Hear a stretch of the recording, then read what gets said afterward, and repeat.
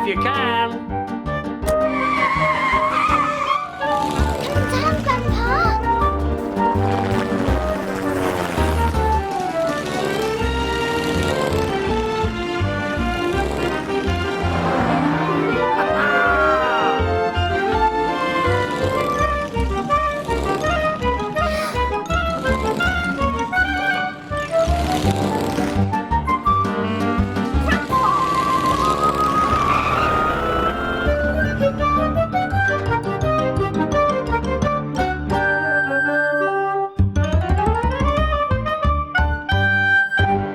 It was an exciting day at the Mill on the Marsh because a special guest was staying. She was a famous writer who wrote children's stories, and her name was Nattie Scribbler. You are so lucky to be staying here all summer. It's the most beautiful place. Yes, it is, Wolfie, and you're a lucky boy too, aren't you? I've got a plane. Oh, it's wonderful. Does it fly? Sometimes. Will you tell us a story, Nattie? When I've thought of one, I will. You see, I want to start on a new story, and I'm hoping that something in this wonderful mill will give me a bright idea. It's so lovely, and, well, it feels almost magical. It very is. Yes, Nattie Scribbler was here to discover the magic of the Mill on the Marsh. The first thing I need is peace and quiet. Goodness, what can that be? I don't know. We'll find out. Come on, Elsie. So, off we went to find out about the noise. In the kitchen, Grandpa and Uncle CJ had heard the noise too. No, not today. It's Loretta. Sounds like a goose trying to lay an egg.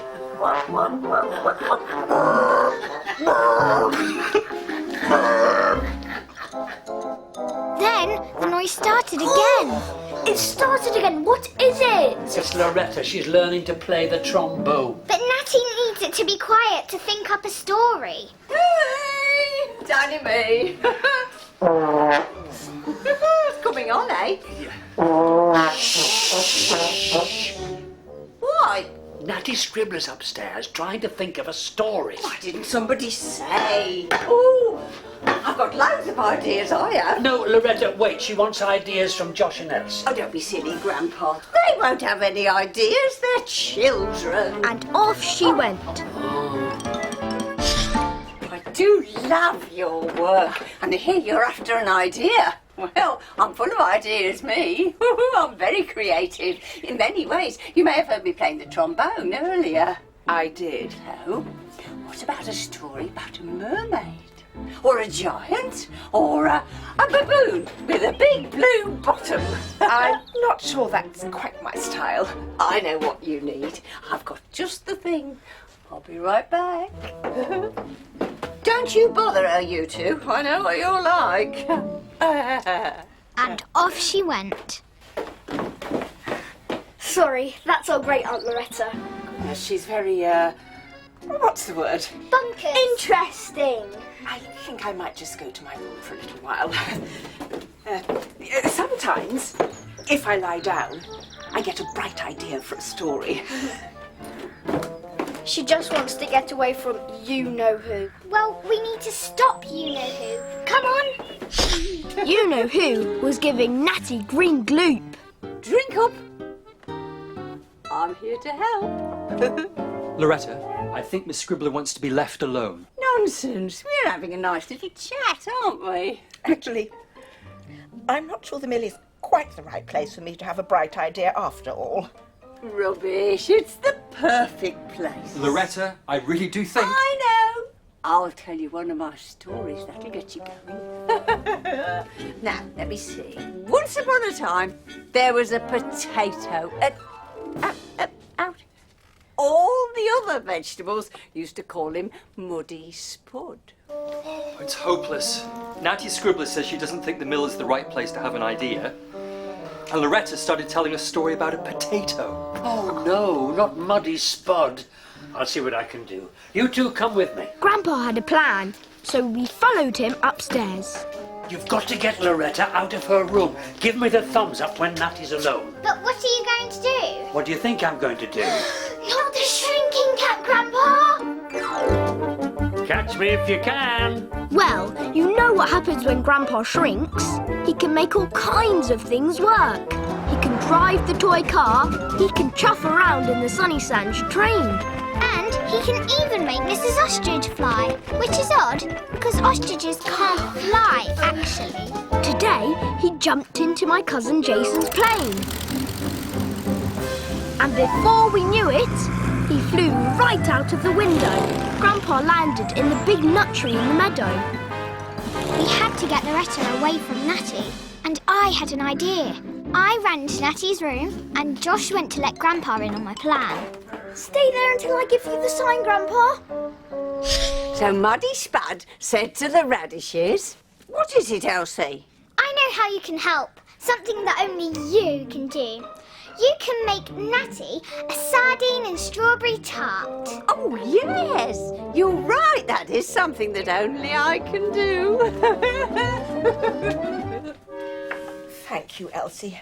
I really don't think I'm going to have a bright idea here after all. I do feel peculiar after the gloop. Maybe a little rest will help. And some fresh air. Oh. So, I opened the window and went to tell Josh that it was all clear. All clear. Right. Then I gave Grandpa the sign. And he took off and flew in through Nattie's window. She couldn't believe her eyes. Then he landed on the dressing table. Oh, my goodness. A little man. At your service, ma'am. What are you doing here? Well, I heard you were hoping for a bright idea for a story, so I thought I'd just pop in and see if I could help. But this is magic. Oh, yes. The mill on the marsh is a magical place, you know. I thought so the minute I walked in, but I just haven't had an idea. Well, I think you have now. I think so too. You never know where an idea may be. Sometimes it's right before your eyes. It might be hiding and you just can't find it. Then it takes you by surprise. So true. You never know when the next story will strike. You might wait forever and a day. Then you get that feeling, that magical feeling that a story's on its way. Bright ideas, bright ideas. I've been having them for years and years. And this time I waited as long as I can. And at last it's here, the best idea. I'll give a cheer. The best idea has come from a little magic man. Pleased to be of service, ma'am. And Grandpa ran, got back into the plane, and off he flew. We were all ready to hear Nattie's new story. Oh, I'm so excited, I can't wait. And here's a nice slice of sardine and strawberry tart for afters. We didn't know where Grandpa was, but suddenly we saw the plane landing. I'd better wake Grandpa up. He's sure to want to listen. No, Uncle, there isn't time. We can tell Grandpa the story. Ready? And Nattie began. Once upon a time, there were two children called Elsie and Josh, and a little dog called Wolfie. And they were living in a wonderful windmill. A writer came to stay. She wanted an idea for a new story, but try as she might, she just couldn't think of one. A kind old lady at the mill gave her some green gloop to help. Oh, that's me! I'm in it! Then she decided to have a rest. Just then, the children sent their magic plane through her window, and to her great surprise, out stepped a little man. A little magic man. And they sang a song together all about bright ideas. Bright ideas, bright ideas. I've been having them for years and years. And this time I've waited as long as I can. And at last it's here, the best idea. The best idea has come from a little magic man. what do you know? Now the writer has a brand new story and she will call it The Magic of the Mill on the Marsh. Good story. Well done. Oh, thank you. I have had a lot of practice at writing stories. Oh, That reminds me. And off went Great Aunt Loretta. and now I've got my new story, I think I'll take a walk outside. I'll show you round, Nattie. You'll love it. Come and see the meadow. Oh, It's just wonderful this time of year. beautiful. Grandpa quickly jumped off the toy box. Come on, Grandpa, quick. We did it! We gave Nattie Scribbler a brand new idea for a story. And we're in the story. That's because we all helped. teamwork. Then the trombone started up again.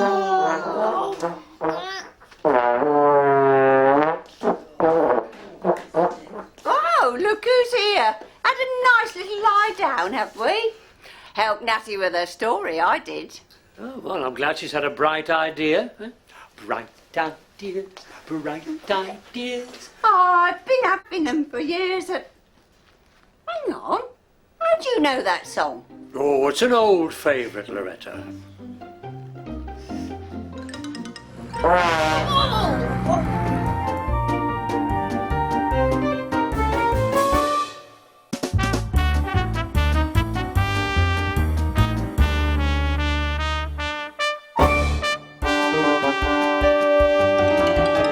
Teamwork.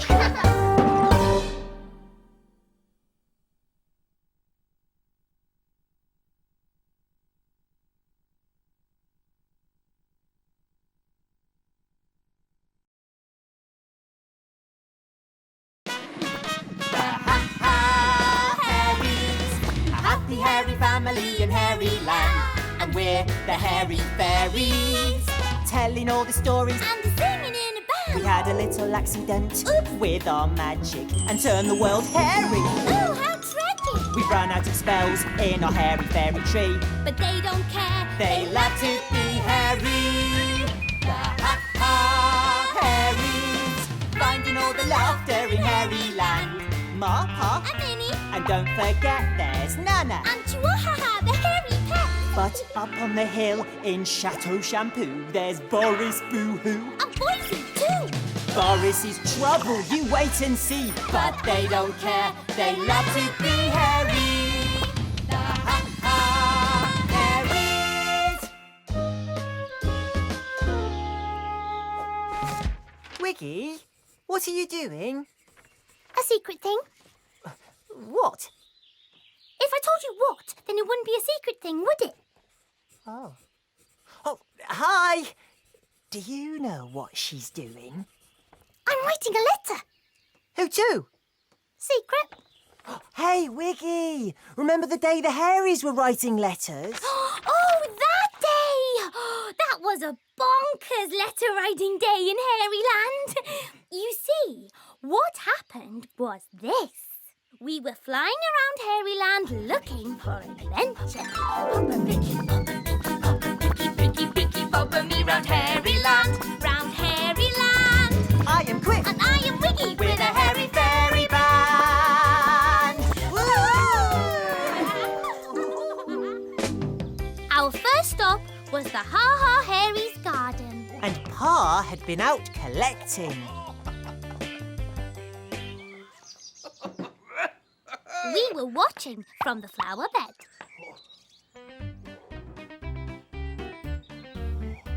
Pa's collections always make him so happy.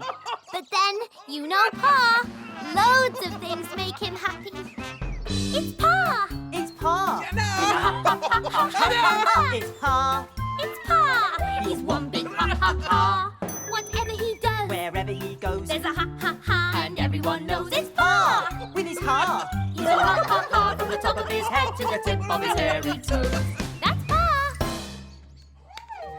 Ma, Minnie and Nana came outside. And Pa proudly showed them his latest treasure. What was it? What was it?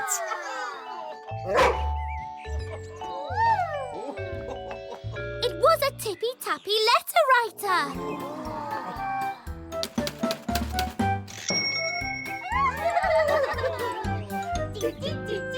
Ma and Minnie were so excited. They'd always wanted to write a letter. Who would they write a letter to? Us! Us! They don't know we're here. Oh, no. But if they did, then they'd definitely write us a letter. Definitely. The Hairies couldn't wait to get going. Oh, yes. This was the day of the Tippy Tappy Letter Writer. Then Minnie had an idea. They needed paper. If they were going to write letters, they would need lots of paper. So in she went to get some. Oh. Now, Nana had an idea. If they were going to write letters, they'd need to post them in a letterbox. So Nana set off to her arty den to make a letterbox.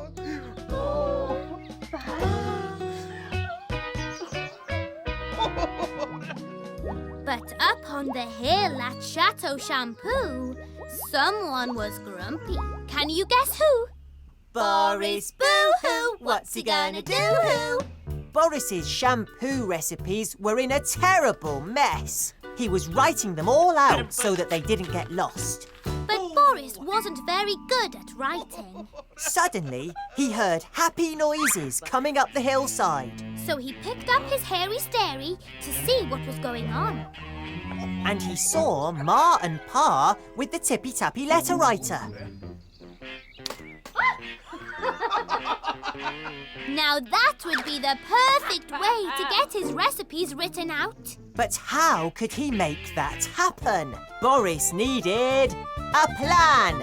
Boris needs a plan, he needs a plan as quick as he can. He needs a plan, he needs it quick. He needs to plan a clever trick. What'll it be? What'll it be? What'll it be? He was going to send Boyzie to the Ha Ha Hairies with all his scribbly recipes. Lazy old Boris told Boyzie to have a go on the Tippy Tappy Letter Writer and type them all out. Boyzie didn't mind one bit. He loved visiting the Ha Ha Hairies. Meanwhile, back at the Ha Ha Hairies' house, Minnie had found some paper.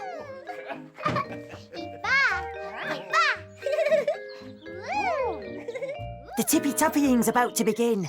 But who are they going to tippy tap a letter to, huh? Just as Ma was about to start tippy tappying, Boyzie arrived. Boris was very happy. His plan was working. But just then, Boyzie saw Minnie. And you know what happens when Boyzie sees Minnie.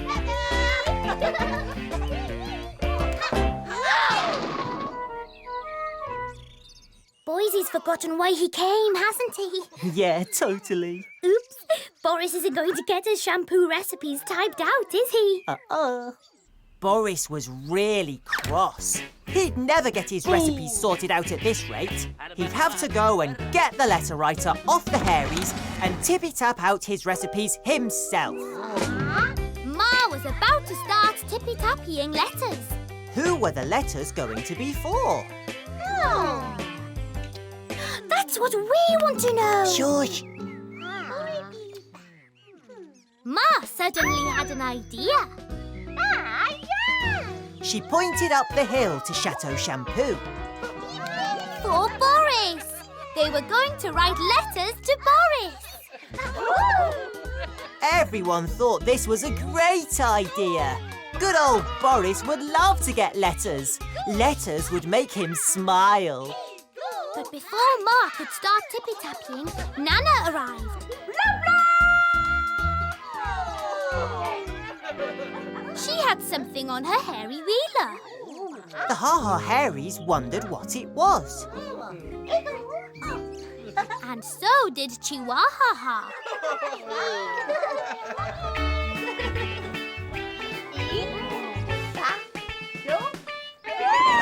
Nana had made the letterbox for posting the letters. Nanny, no, eat, go! Oh, Nanny, no.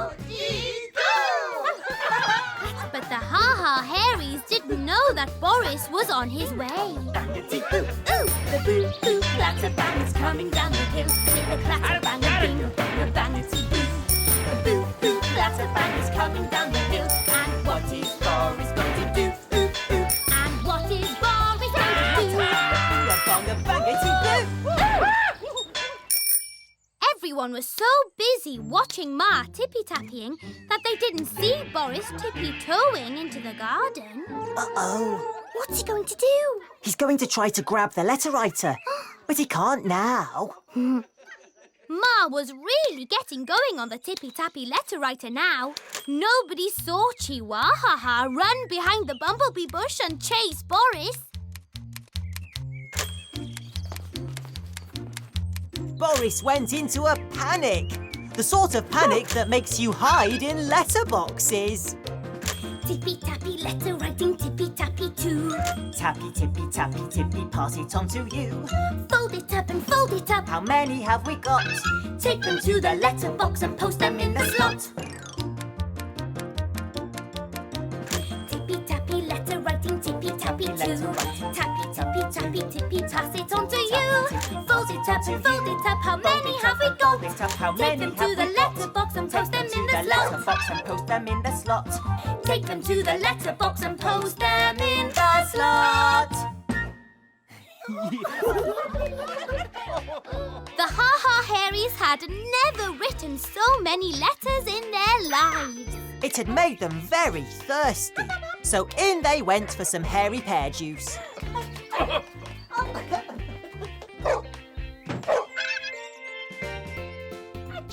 Nana told Chihuahua not to make such a fuss. It was only a letterbox. And now was Boris's chance to get his hands on the tippy-tappy letter writer. But just as he was about to reach it, this happened. Boris ran as fast as he could in the letterbox. Yay! And when the Hairies came out and saw the letterbox had gone, they went... Because they thought the postman had taken it. And now Boris would get all his letters. Which would make him really happy. But it didn't make Boris really happy. Of course it didn't.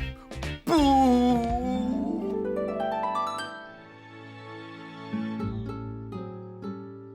Silly old Boris. If he'd only asked Ma, she'd have copied out his recipes for him. Oh, of course she would. But he's too proud to ask. And if I'd got all those letters, I'd be really happy. Would you, Chris? Of course I would. Well, here you are. Oh.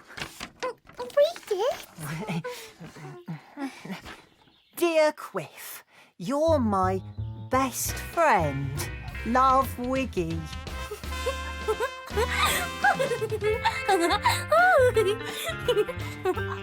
Oh, thanks, Wiggy. Do you like it? Of course I do.